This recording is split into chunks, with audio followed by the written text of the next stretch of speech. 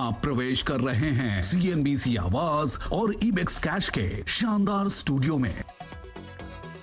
नमस्कार, सीएनबीसी आवाज और इबेक्स कैश स्टूडियो में आप सभी का स्वागत है। मैं हूं सुमित। वीकली एक्सपायरी का दिन भारतीय बाजारों के लिए काफी गुलजार, लगातार तीसरा दिन जबकि बाजारों में जोरदार खरीदारी का मूड माहौल बना रहा और 2100 अंकों की जोरदार तेजी सेंसेक्स ने 3 सत्रों के अंदर ही महज तय कर ली। इसके अलावा निफ्टी भी 600 अंकों की तेजी दिखा चुका है और मिड कैप इंडेक्स भी करीब 1100 अंक अब तक चल चुका है बीते 3 दिनों के अंदर। तो शानदार तेजी, शानदार मूड माहौल जो बेहतर बाजार का बना हुआ है वो अभी भी जारी है। आधा % की तेजी के साथ इंडेक्स ने आज क्लोजिंग दी, मिड कैप इंडेक्स ने। निफ्टी भी आज 17,500 के ऊपर जाकर बंद हुआ। हालांकि निफ्टी बैंक का दिन आज ठीक नहीं था, वहां पे आधा % के आसपास बिकवाली थी, लेकिन फिर भी आपको निफ्टी बैंक के मेजर स्टॉक्स जो हैं वो गेनर साइड पे ही दिखाई पड़ेंगे। हैवी वेट्स ने स्लाइटली परफॉर्म किया है। पीएसयू बैंकिंग बास्केट भी आज तेजी में कामकाज कर रही थी। स्मॉल कैप इंडेक्स 1.25% की तेजी के साथ दिन के ऊपरी स्तरों के आसपास बंद होता हुआ दिखाई पड़ा है। 16,780 का लो और 17,500 के ऊपर निफ्टी, यानी करीब निफ्टी ने 700 अंकों से ज्यादा का मूव बीते कुछ समय में ही दे दिया है। तो एक बढ़िया तेजी बाजार ने लगातार इसका सिलसिला जारी रखा हुआ है। हमारे साथ मानस जायसवाल मौजूद हैं। मानस ने इंडेक्स पे राय रखी थी साफ कि आप ट्रेड ना करें, नो ट्रेड जोन के अंदर ये कामकाज कर रहा है और बहुत मुश्किल भी था इस पर ट्रेड करना। आज भी हम उनसे राय पूछेंगे बाजार को लेकर, उनकी इंडिविजुअल कॉल्स को लेकर और कुछ स्टॉक्स को लेकर भी। मानस से चर्चा करने से पहले हम कुछ नजर डालेंगे आंकड़ों के ऊपर जो कि आज के पूरे दिन की स्थिति आपको बयां करेंगे। निफ्टी के केस में करीब 150 अंकों की रेंज, निफ्टी बैंक के केस में 500 अंकों की रेंज, सेंसेक्स के केस में 550 अंकों की रेंज आज के सत्र में तय हुई। इसके अलावा आप 3 दिनों में जो बाजार के हाल है वो आपकी स्क्रीन पर है। 600 अंकों की तेजी रही निफ्टी में, सेंसेक्स करीब 2100 अंकों पर और मिड कैप इंडेक्स में 1100 अंकों की तेजी देखने को मिली है बीते 3 सत्रों के अंदर। इसके अलावा आप एडवांस डिक्लाइन के आंकड़ों पर नजर डालेंगे तो 26 शेयर निफ्टी के तेजी में, 24 शेयरों में बिकवाली। निफ्टी बैंक के 7 शेयरों में तेजी, करीब 5 शेयरों में बिकवाली। सेंसेक्स के 15 शेयरों में तेजी, 15 शेयरों में बिकवाली। ब्रॉडर मार्केट पे आएंगे तो वहां पर भी तेजी का सिलसिला जारी रहेगा। परसों 174 शेयर तेजी में थे, कल 175 शेयर तेजी में थे और आज एफ&ओ के 118 शेयर तेजी में, एनएससी के 1200 शेयरों में तेजी, करीब 750 शेयरों में बिकवाली और बीएससी के 2100 शेयरों में तेजी, 1100 करीब आधे शेयरों में आज बिकवाली देखने को मिली। पॉजिटिव कंट्रीब्यूशन में आज सबसे ऊपर नाम रहा आईटीसी का, 32 अंकों का कंट्रीब्यूशन, 5% की तेजी। रिलायंस 31 अंकों का कंट्रीब्यूशन, एल&टी 14 अंकों का कंट्रीब्यूशन और एशियन पेट 8 अंकों का कंट्रीब्यूशन दे रहे थे। नेगेटिव साइड पर आपको दिखाई पड़ेंगे एचडीएफसी बैंक, टीसीएस, एचडीएफसी और नेस्ले, जहां पर करीब मिलाकर 40 से 50 अंकों का कंट्रीब्यूशन है। एक बड़ी इंटरेस्टिंग चीज अब आपको दिखाई पड़ेगी। आज इंडेक्स का टॉप गेनर हुआ वोडाफोन आइडिया, एफ&ओ का टॉप गेनर बना वोडाफोन आइडिया, करीब 2200 करोड़ का टर्नओवर वहां पे रहा और इंडेक्स का टॉप गेनर रहा आज आईटीसी, सिर्फ 900 करोड़ का टर्नओवर वहां होता हुआ दिखाई पड़ा। तो ये क्लीन है कि एफ&ओ स्पेस में ज्यादा एक्टिविटीज बढ़ी है, जिसकी वजह से एफ&ओ के टॉप गेनर्स में करीब 2200 करोड़ है और इंडेक्स के टॉप गेनर में महज 900 करोड़ का कामकाज है। इन सब आंकड़ों के बीच में हम बातचीत करेंगे मानस से और शुरुआत करेंगे उनकी राय के साथ। मानस नमस्कार, स्वागत है कार्यक्रम में। वॉल्यूम सेलेक्टिव स्टॉक्स को छोड़ दे तो थिन था, बाजार 17,500 के ऊपर क्लोज हुआ। कितना कंफर्टेबल जोन, क्या किया जाए इंडेक्स में? अवॉइड करें, इंडिविजुअल स्टॉक पे ही रहें, क्या करें? देखिए, बेहतर स्ट्रेटेजी तो सुमित जी यही रहेगी कि आप स्टॉक स्पेसिफिक रहें, वो बेहतर स्ट्रेटेजी रहेगी। अभी भी देखिए निफ्टी ने अपने 50 डे मूविंग एवरेज के आसपास क्लोजिंग दी है और आज बेहतर वॉल्यूम भी देखने को मिले, लेकिन वो कंफर्ट नहीं आ रहा है जहां पर एग्रेसिव होकर लॉन्ग पोजीशन में रही जाए। तो बेहतर तो यही रहेगा कि आप स्टॉक स्पेसिफिक रहे, लेकिन अगर आपने निफ्टी में लॉन्ग पोजीशन ऑलरेडी बनाई हुई है तो मेरे हिसाब से इसमें बने रहिए। 17,350 का स्टॉप लॉस रखिए और बैंक निफ्टी में भी पिक्चर बहुत ज्यादा क्लियर नहीं दिखती है। अगर आप देखें तो आज तो एक बेयरिश पैटर्न डेली चार्ट पे बना है, 100 डे मूविंग एवरेज के नीचे फिसल गया।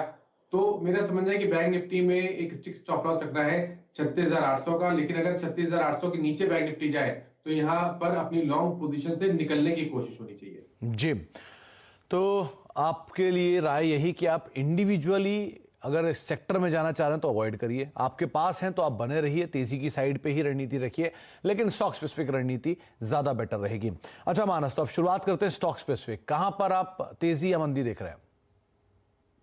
देखिए, बड़ा सोच समझ के, नॉर्मली तो आईटीसी में हम लोग लॉन्ग पोजीशन नहीं देते हैं, बहुत बार वो पैटर्न फेल हुए हैं, लेकिन इस बार के पैटर्न को देख के लगता है कि अभी भी एक छोटा सा बाउंस बैक देखने को और मिलेगा। शायद हमें 13-14 रुपए का अपमूव करंट लेवल से भी देखने को मिले। बहुत पैटर्न क्लियर दिखते हैं, चार्ट्स पे अपनी 20 डे 50 डे मूविंग एवरेज को स्टॉक ने रिगेन कर लिया है। वहां पर बेहतर वॉल्यूम देखने को मिले हैं। तो मेरा समझना है कि एक बाउंस बैक जरूर देखने को मिलेगा, जिसमें 250 तक के स्तर देखने को मिल सकते हैं। तो यहाँ पर खरीदारी करनी है, 229 का स्टॉप लॉस रखें। और दूसरा जो पिक है वो यूपीएल का है। देखिए यूपीएल में हम करीब पिछले 6-7 सेशन से एक अपमूव देख रहे थे, लेकिन आज स्टॉक ने एक बहुत ही बड़ा हर्डल क्रॉस किया है, जो कि 730 के आसपास था। अपने 100 डे 50 डे मूविंग एवरेज को रिगेन कर लिया है। मेरा समझना है कि ये रैली यूपीएल में कंटिन्यू रहेगी 765 के स्तर तक। तो करीब 20-25 रुपए के अपमूव के लिए यहाँ पर खरीदारी करिए। 733 का स्टॉप लॉस जरूर रखें। 733 का स्टॉप लॉस और यूपीएल में आप खरीदारी कर सकते हैं। दिन के ऊपरी स्तरों पर यूपीएल बंद हुआ, करीब करीब 2% तेजी देखने को मिली। और दूसरा नाम मानस ने आज लिया है आईटीसी का। आईटीसी को एक बार चार्ट स्क्रीन पर लेकर आइए। आज इंडेक्स का टॉप गेनर बना, 5% की तेजी के साथ 235 के स्तरों पर आईटीसी पहुंच गया। ये सन 2021 में 1 जनवरी को 2015 रुपए के दाम पर था और इस पूरे साल इसने उन्हीं दाम के आसपास अपनी पोजीशंस को रखा है और ये शायद 2015 के हाईएस्ट साइड पर वापस पहुंचता हुआ दिखाई पड़ रहा है। मानस की तरफ से तेजी की राय, खरीदारी की राय आपको दी जा रही है। इंपॉर्टेंट पार्ट ये है कि 14 तारीख को एक बोर्ड मीटिंग है और बोर्ड मीटिंग के अंदर एनालिस्ट मीट पहली बार कंपनी करने जा रही है, जिस ट्रिगर के आधार पर स्टॉक में एक जोरदार तेजी देखने को मिली। 250 रुपए के टारगेट्स आप देख सकते हैं। अच्छा मानस, आपने एक सेगमेंट की तो बात कर ली, दूसरा सेगमेंट है यूएसएल का। आज जोरदार तेजी में है। आपने यूपीएल की बात की, यूएसएल में क्या करें? देखिए यूएसएल की मैकडॉवेल्स की जहां तक बात है, देखिए यहाँ पर हाई टॉप्स हायर बॉटम्स का ट्रेंड अर्ली चार्ट पे तो बहुत क्लियर दिखता है। डेली चार्ट पे स्टॉक ने अपना 20 डे मूविंग एवरेज रिगेन कर लिया है और पैटर्न को देख के लगता है कि शायद 950 से लेकर 960 तक के स्तर देखने को मिल सकते हैं। तो खरीदारी करने की राय यहाँ पर भी रहेगी। 915 के स्टॉप लॉस से आप मैकडॉवेल में खरीदारी कर सकते हैं। अच्छा, तो 915 का एक स्टॉप लॉस और आप खरीदारी कर सकते हैं यूनाइटेड स्पिरिट्स में। वापस अपने जो हाईज हैं उनकी तरफ जाता हुआ 950 रुपए का जो लेवल है वो शायद देखने को मिले। आप तेजी की तरफ यहाँ पोजीशन ले सकते हैं।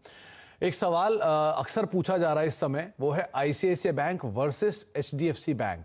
दोनों की अपनी अपनी वजह भी है। आईसीआईसीआई बैंक बढ़िया कंसोलिडेशन के बाद ऊपर चलना शुरू हुआ है और एचडीएफसी बैंक अपने ईयर लो से बहुत दूर है नहीं और पूरा ग्रुप इस समय गिरावट के साथ ही कामकाज कर रहा है।